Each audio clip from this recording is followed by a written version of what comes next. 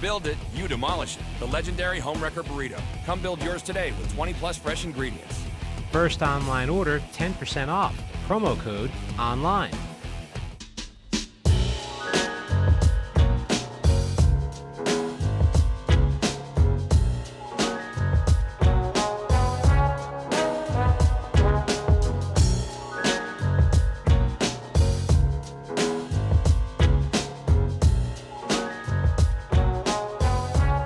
Hi, I'm your host Delaney Kearns here on Over the Boards, joined again with Ice Pack head coach Tim Healy. Coach, it's been a little while. This is actually the first time this year. Yeah. 2024, I can hardly believe it. I know, very exciting. A lot of things have happened, also a lot of things coming up. So I'm looking forward to discussing all of that today. I'd like to mention that Over the Boards is sponsored by Moe's. You can order online at moescatersraleigh.com or call 919-999-3999. Well, let's not forget, when we put up 5 goals in a game, you get the queso goal. Go to your Village District Moe's, say queso, and get some free queso. Yep, for sure. Well, how are you today, Coach? I'm doing well. Good. We're on a 2-game winning streak, 3 of the 4 for the new year, trip to Europe, so things couldn't be better. True. We're going to talk about that a little bit. But last time we talked, we were kind of discussing the potential outcome of the upcoming Maryland game. It was a home game, and, we'd previously lost to them earlier on in the season.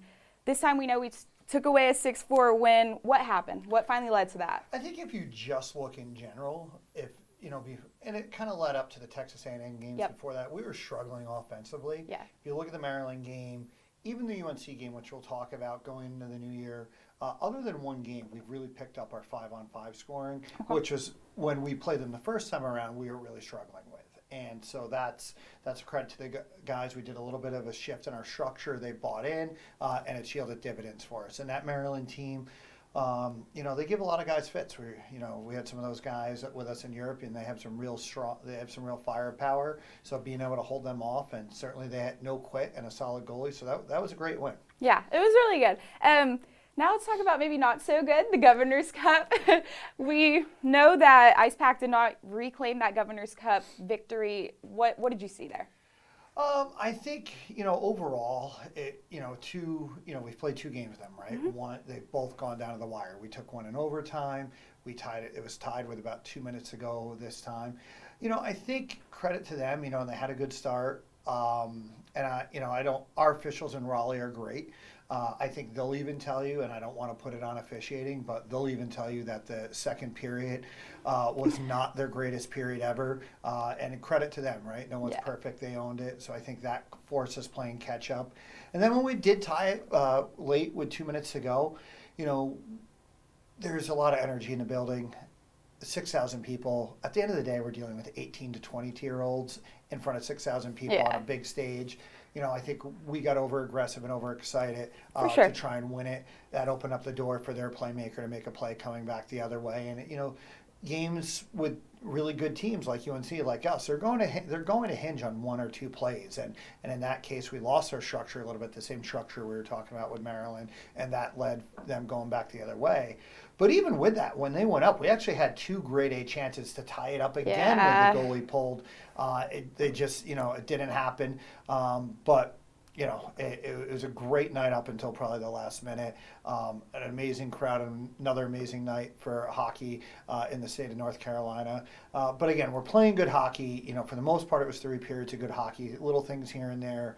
We talked a lot about after the game, being more detail-oriented. Yeah. And I think we've seen that in the new year with our game so far. Yeah, it was a very exciting game. Once again, a great turnout in PNC, good environment.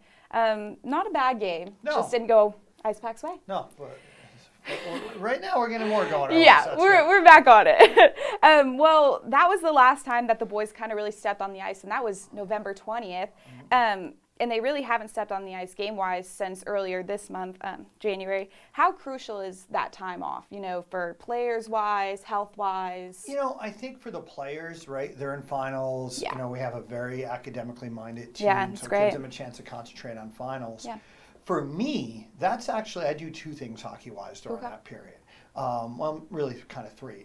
Number 1 is that's a big recruiting period to me. That's where I do the chunk of my recruiting. Okay.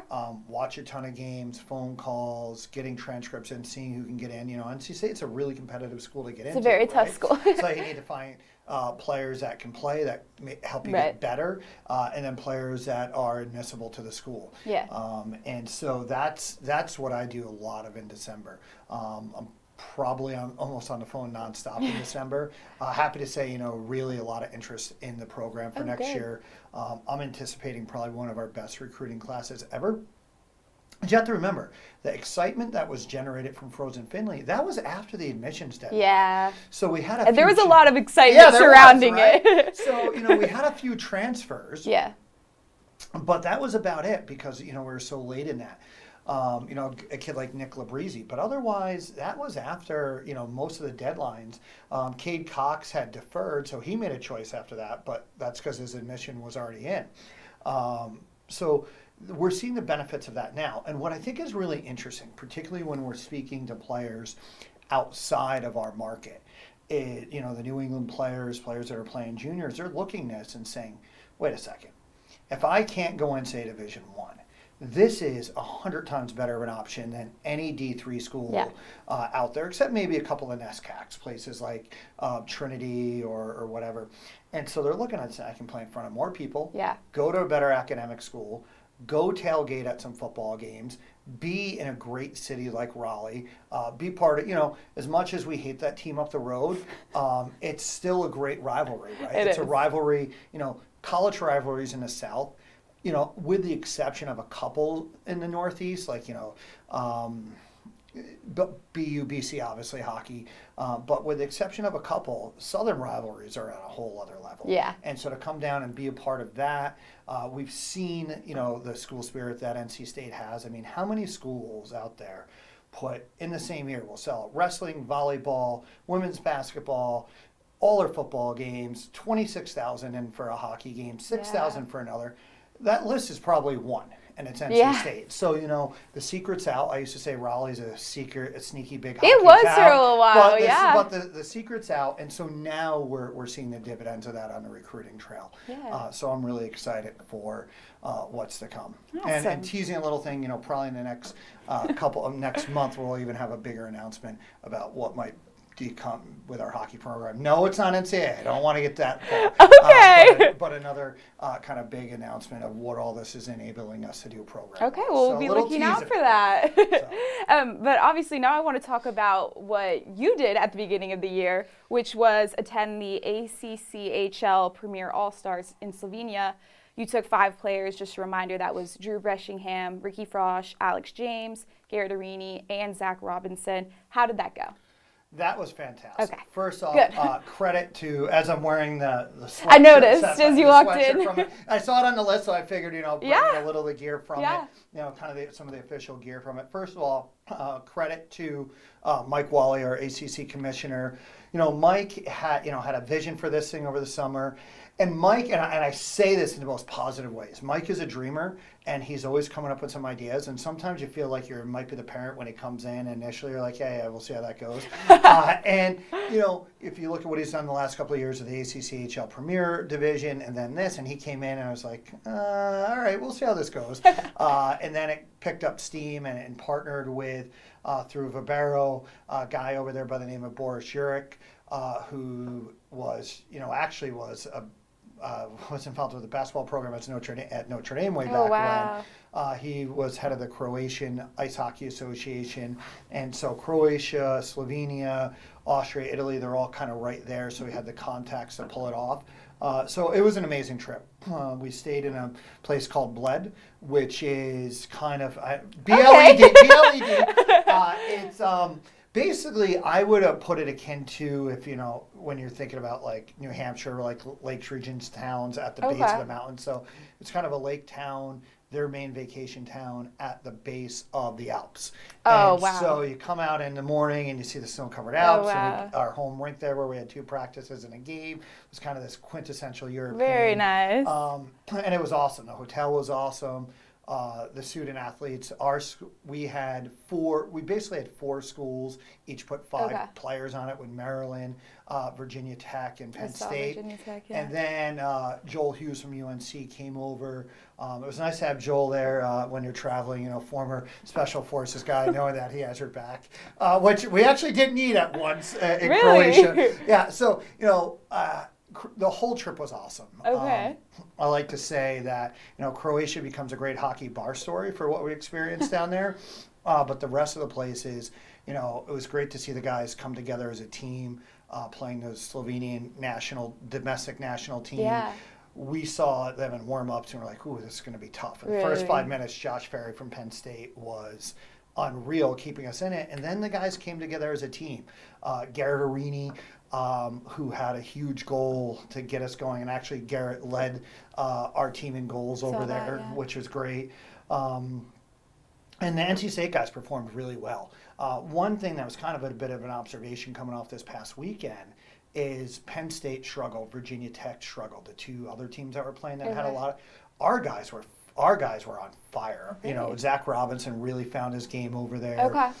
Garrett kept going, and it was even interesting to see. We know Garrett's our captain, but we had the captains of each squad over there. But Garrett, you really saw guys looking at Garrett as the leader over there. He's still the captain over there. Yeah, too. he was. We had the Virginia Tech captain and the Penn State and Maryland captain. They were all great. Yeah. They were, but you just even saw it when they went out at times. Obviously all doing healthy stuff when they went out, making good choices. But it was a great trip. I think one thing that was funny, and you read the names of the 5 guys that went, and we know what character guys they are. One thing that a lot of the other guys were saying from the other schools is, we really wanted to hate the NC State guys because, how you guys are on the ice, and we've inflicted a lot of damage on those teams over the years. We wanted to hate you guys, especially the Virginia Tech. They're like, but we just can't. And I'm like, well, yeah, how can you hate Drew Breshingham and those guys? He's nice. But, all of them. But they, the way that all the schools came together as a team, what was really great was even in the last game when we were playing Graz's U20 team in Austria, they wanted to get Joel Hughes a win because Ferry had gotten the first 2 wins. Okay. The way they came together for it. It was great. It was a great experience. Well done to the ACC staff, and I'd be remiss if I didn't mention our team's general manager, Dave Stanley, who is one of the coaches and president on the Virginia Tech side. He was our assistant and GM. He did a fantastic job. It's great to be on the bench with him. Our other assistant, Joe Carter, from Maryland, he actually got COVID on the second day. No. But he did an amazing job putting together the lines because we had the option to say, okay, each school basically have a line of players. And we decided we weren't going to do it. We were going to mix and match and come up with what the best combinations were, and it was a lot of fun seeing it. It's awesome. We're going to go to commercial break, and we'll be right back in a minute.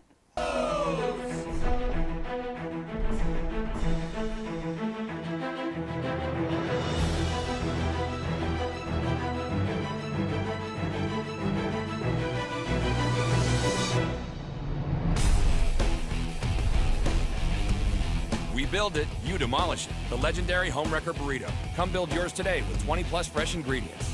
First online order, 10% off. Promo code ONLINE. Welcome back. All right, Coach, I kind of want to talk to you about, while all that was going on, the boys here were taking on the ice while you guys were having fun in Europe. They were taking on Rowan. We were on the ice 6 times in 9 days. Maybe 8 days. Yeah. Well, Ice Pack here beat Rowan 4-0, and then the next day an 0-1 loss. I know you weren't at that game, obviously, but I'm sure you watched it. Sure you heard about it. Yeah. What happened? Well, we watched both games. Okay. And, it's funny. The first night when we won 4-0, we were all up kind of in our rooms and texting, each other over there, the European guys. And once they were up 4-0 at the end of the first, they went to bed. I stayed up and watched the rest of it. And what I really liked in really the whole weekend, you're taking, there are actually 7 regular players because Phil Bailey and Gouveia weren't in the lineup either. Yeah. So they actually had 7 regulars out of the lineup for that game. And they came out determined, saw so much out of guys, like Zach Herman's leadership, scoring that one right away. The puck movement, it was fantastic. And obviously, Addison in goal in that first game. Rowan probably had a little bit of bust legs in the first period. but they didn't allow any pushback, and it was great to see. Great to see different guys stepping up. The second game, that was a tough one, right? I think two things happened because you often see us will swap some fresh legs in and out of the lineup in game two. They didn't have that opportunity, and Rowan had a hot goalie. Their goalie who played against us Friday night, he gave up 4 the first period, none the rest of the game. Didn't allow any goals in regulation in his next 2 games till an overtime against UNCW. So he got really hot, Our goalie, Isaac, played great in that game too. He played really well, only gave up 1 goal off a face-off play. But, those are the little details we were talking about, right? Like, the assignments on who you pick up and stuff like that. Yeah. Sent us down some video breakdown to correct those things. But overall, I was really thrilled with the compete of the guys all weekend. Good. And I think a lot of guys took confidence out of it. And then, and Rowan had beaten us in the fall. They beat us last year. So, on the aggregate for the weekend, it was 4-1. Not that really matters, but still confidence out of it being like, hey, we won 1 game, the other game we were right there, and we're getting all these reinforcements back in. Yeah. And, going back to Slovenia, we were talking about all the fun stuff and this and that, but really one thing that happened in Slovenia too, Zach Robinson, he's hurt to start the year. I think it's, goal scorers are sometimes like power hitters in baseball, like if their confidence is a little bit off. And I think his confidence was a little bit off by the end of last semester. But, he found his confidence in Europe. He's playing fantastic. Good. Garrett kept rolling. Alex James and Frosch played some of the best we've seen him. And Drew actually scored 2 real goal scorer goals over there. So you take that into the confidence that the guys had here, and you're meshing that back together. And so, coming out of that weekend, sure, it was 1-1. The guy, we watched all the second game together as a team over in Europe, and the guys at the end of the game, you could tell the European guys felt like, a little bit let down. I was like, fellas, no one is going to remember that game in 20 years. You're going to remember beating the Slovenian national team. So let's pump the brakes. You guys, calm down. Let's pump the brakes on that, but be ready to come back and play and pick them up. And I know we're going to get into Delaware in a second. Yeah, but by and large, that's what's happened. You had this group over here fine-tuning their game. This group over here showing a lot of grit and determination. Yeah. And, different guys stepping up that I think it's going to set up a huge recipe for success for the rest of the year. Yeah, and I think, you're talking about that mesh of the 2 groups, which we did see in Delaware because 2 wins back-to-back, and one of those being an 8-0 win. These were away games, which doesn't always go in IcePack's favor, but it certainly did this time. Well, the whole weekend, the puck movement was fantastic. Yeah. If you look at the goals on Friday night, right from the get-go, we had actually, the officials we had up there, we had one guy, he was fantastic. He was a pure comedy show, but really good at his job. And he's a terrible poker player because he can't hide his reactions. But, our first couple of goals over there, he came back by the bench, and you saw his eyes pop out with the puck movement. There was the first goal on Friday night by Thomas McEnany, who stepped into the C3 role, was just it was a tic-tac-toe of perfection. You had Ricky Frosch in that game, which I think proved to be the game winner in that one. He was coming down on the wing and jumping up into play, and if he shot it, no one would have thought, and it would have been fine. But he saw a seam that gave a backdoor tap in to Scott Daniels. So Friday night, the puck movement was great. Good. And then Saturday night was just, put it in the loop. It was just a work of perfection, right? Yeah. We scored 8, Addison back in goal, second shutout in a row, got out 3-0, and then in the third period, so where I'm from in New York City, it's actually a big boxing area. So it's where Mike Tyson came out of, some other, and so they're saying boxing, right? You keep going to the body, the head will fall, and that's what we saw. For 5 periods, we've been going to the body, a lot of body blows to Delaware. In that third period, the head certainly fell, and our power play was just cruising, taking advantage of it. Beautiful power play goal by Zach Robinson in that third. Yeah. Nick Shook with a couple, one snipe and one, still not sure how it went in, but that's the nature of his goals. Right? Goal scorers, they find different ways. Yeah, those are my favorite too. You're like, how did that go in? Did it go in? And he has some of those. Yeah. Bresci had a beautiful snipe in the third, continuing his goal scoring ways. So it really came together and defensively, right? Both games games. Shots were in the low 20s. And our defense, I think this weekend, we got 8 to 10 points out of our D. So that means they're starting to play and they're igniting the play offensively. For sure, and if those guys are doing that, we're really going to be a tough out the rest of the way. Good, yeah. Well, you were mentioning Addison Lawrence, and I kind of wanted to talk about him because he was actually just named Primo Hockey Player of the Week after 2 shutouts. What do you have to say about his performance? He played at such a high level. Then he didn't play for a couple of years due to injury, and he had some really big moments in the first semester. But I think we hadn't tapped into what he's going to be, and I think we're starting to see that now. Okay. He works hard. He does a 6 a.m. skate every Monday. Wow. He's on the ice a ton. He's the last one off the ice. Okay. Great locker room guy.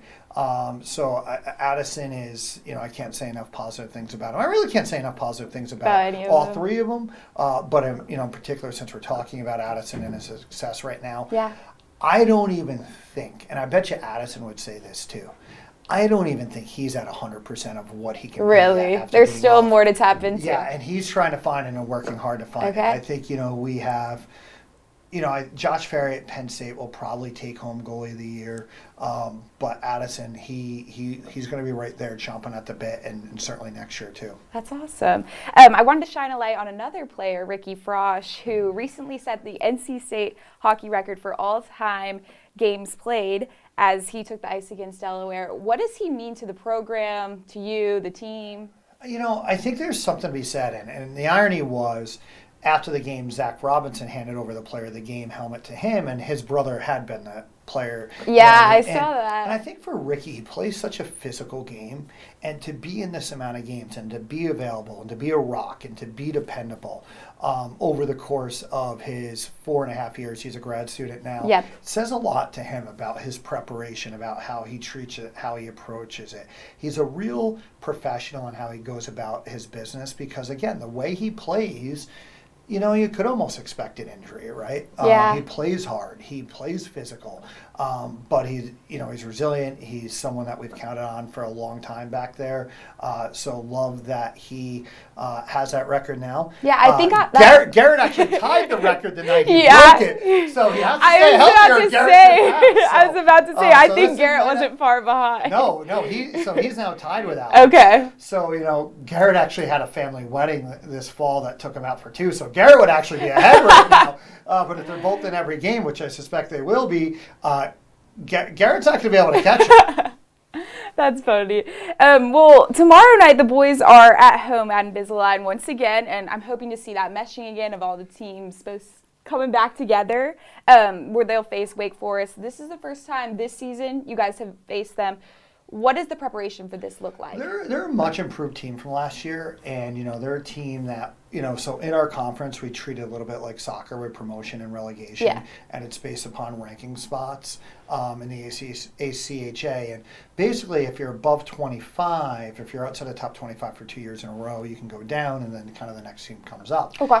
And Wake Forest, but they have to be in that range for 2 years. So Gotcha. Wake Forest is right now, I think they're 23, 22. And they make note when they beat these premier teams. They want to be up in this premier. Okay. This will be, they'll treat this like their Super Bowl, an old school ACC rival. And I think, it's going to be a challenging pair of games for us, especially you have the quick turnaround from 8:15 to 12:30 on the road. This is where, last weekend, literally everybody played, whether they were in Europe or here. Right. So everyone got games under them. So expect us to swap some bodies in and out to keep our lineups fresh all weekend. If we play like we did last weekend, we're going to be fine. I'll be honest. If we play particularly the way we played Saturday night, that team can actually compete for a national championship. Okay. So if we can carry that in and keep that going, we'll be fine this weekend. But these are going to be a challenge. Mike Adams has that team playing really hard, really tough. So they should be a tough out. That being said, if we again play the way we did particularly on Saturday night, it'll be a lot. There'll be some free queso on Saturday. Well, I look forward to seeing it. Well, thanks for chatting with me, Coach. That's kind of all I had today. Oh, I do have one more thing, I too. know, I know you do. So, next Friday night, too, so not tomorrow night, but next Friday night is our Pink the Rink game, so Play for K game along with Theta, our breast cancer night. So a couple things. One, we are going to be rocking some specialty jerseys here. So if we take those and you kind of see that there, and some little details on it with the bow within the ribbing there, and we have the little pink wolf going on there. So I would encourage anyone, if you want one of these, they will be for sale, I think, starting today at the Red and White store, and we'll be putting it back up online as well. So with proceeds benefiting Play for K and Theta's breast cancer charity. So come out to the game. We'll have some fun stuff at it. Buy a really cool jersey, and hopefully we'll get some more wins. All right. Well, thank you guys for watching. This is Over the Boards. I'm Delaney Kearns here with Coach Tim Healy.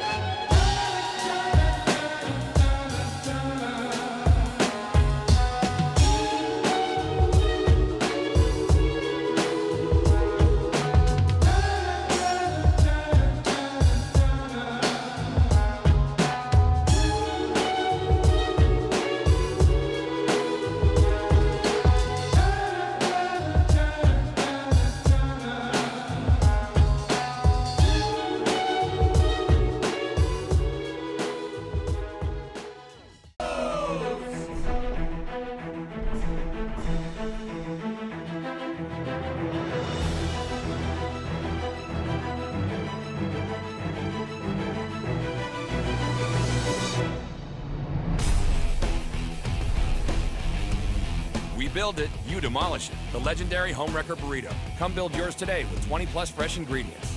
First online order, 10% off. Promo code ONLINE.